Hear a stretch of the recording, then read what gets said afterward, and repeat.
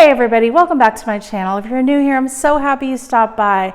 Do you ever have those nights when you're like, don't feel like cooking, but you don't want to get fast food, you don't want to get pizza? Not only is it not really that great for you, but it is so expensive. Like one of those value meals for the fast food places, like $14 now. Here in California, you cannot get a large pizza for less than like $26. It's ridiculous. So I'm going to show you a super 3-ingredient recipe. We're going to be making some mini meatloaf stuffed with cheese, and seriously, it's 3 ingredients, not counting the water. I'm not counting water as an ingredient. We're going to start with just 1 pound of lean ground beef. I'm using like the 95% lean. You don't want to use the 80-20 because that's just too much fat in there. And then a box of stovetop stuffing mix. Now, try to get the low sodium because it's literally half the amount of salt in here than the regular kind. Now, the great thing about using the stovetop is it's going to sort of mimic using breadcrumbs, onions, celery, spices, because it has it all right in here. And then we are going to stuff the little meatloaf muffins with a piece of cheese. So when you cut into it, the melty cheese is going to come out. So let's get this started. Okay, so we're just going to take our beef and take it out of the tube and throw it in a bowl. Now, I suppose you could use ground turkey too. I don't see why not. Okay, super easy. Now, this stuffing mix, some of it has big pieces and some of it has little pieces. So this is just a little extra step I like to do. It takes, no time at all. And instead of smashing it in this bag, I'm putting it in this bag. Because what's gonna happen if I smash it in this bag and I pound it, the top's gonna come off and it's gonna like explode breadcrumbs everywhere. So we're just gonna put it in the Ziploc bag. And now see, there's some like bigger pieces in there. And then that's just gonna kind of make it like a weird texture for our meatloaf. So just get your aggressions out, where you don't have to get every single piece.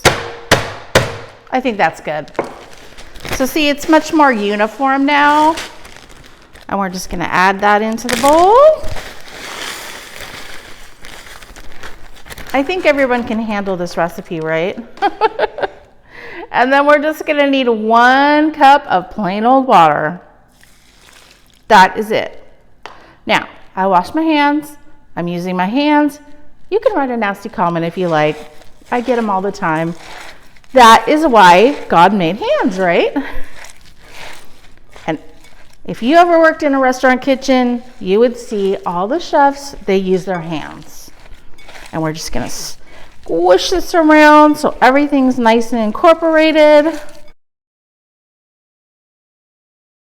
You know how some days you want to have a home cooked meal, but you just don't feel like making the effort? I mean, if I would make this the traditional way, which I'm not saying there's anything wrong with that, but if I did, it would literally, the way I make it, take 12 to 14 ingredients.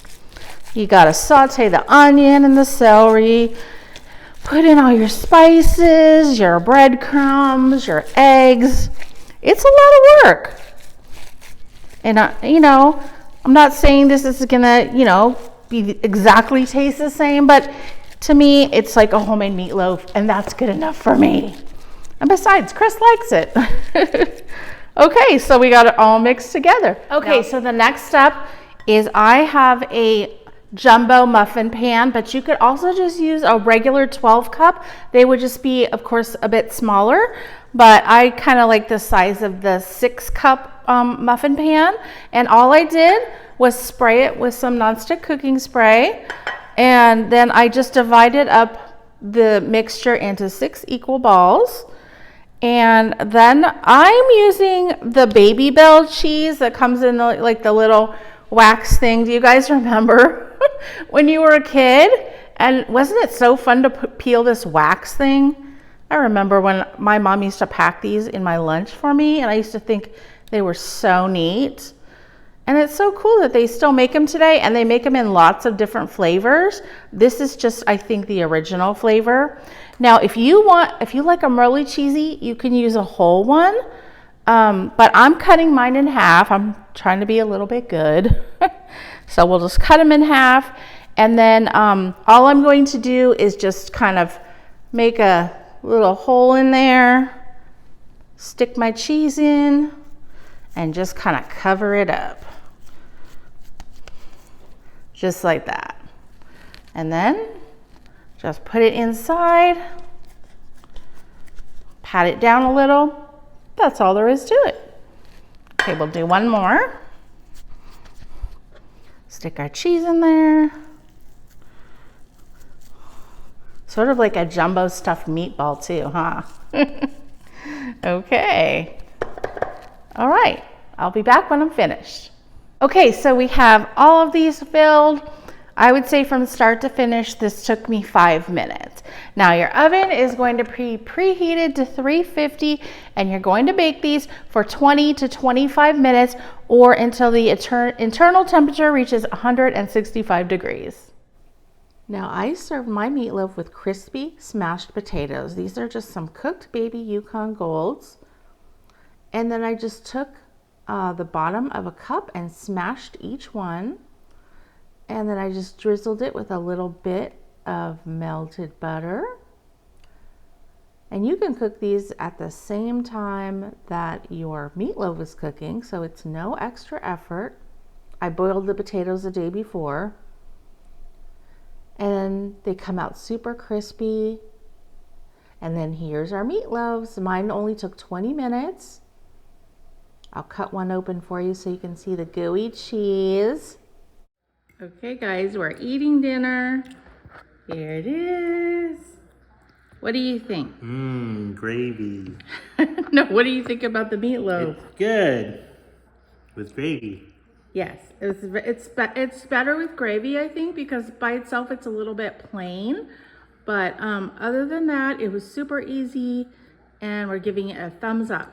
Okay, say bye, everybody. Bye, everybody.